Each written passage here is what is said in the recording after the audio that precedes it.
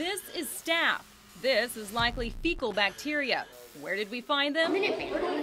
On some of these students' lunch bags. It makes us want to prick our ears up a little bit and say, I need to be careful. There was also micrococcus and yeast, both germs that indicate the bags weren't clean. Lunch boxes take a little bit of a beating. They're in and out, they're moving around, and so they're going to get a little bit more, they're just going to get dirtier. We partnered with microbiologist Brad Goodner and his college students to find out what was lurking in students' lunch bags. We're just wiping around the areas where kids are most likely to touch, so we're getting the handle and the top, but we're also getting a little bit of the front and a little bit of back. Dr. Goodner and his students swabbed more than 100 bags provided by 3 elementary schools, then went back to their lab to transfer cells from the swabs to Petri dishes.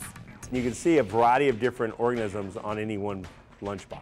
What grew may gross you out. 59 out of the 103 bags contained low levels of staph. 2 had high amounts. Having something like this get into the wrong place at the wrong time could lead to a potential infection. Including the antibiotic-resistant strain of staph known as MRSA. The low levels of micrococcus and yeast are okay, but their presence could mean the bags have big problems. They're indicative of just the fact that my lunchbox is coming in contact with vegetation, whether it be part of my food or I'm sitting it on the lawn as I wait for the bus. Finally, Dr. Goodner found something that's definitely not okay. 23 bags contained fecal bacteria. 4 had dangerously high levels. When they can get into our system in a decent sized dose, can cause you some gastric distress, potentially leading to some diarrhea and vomiting.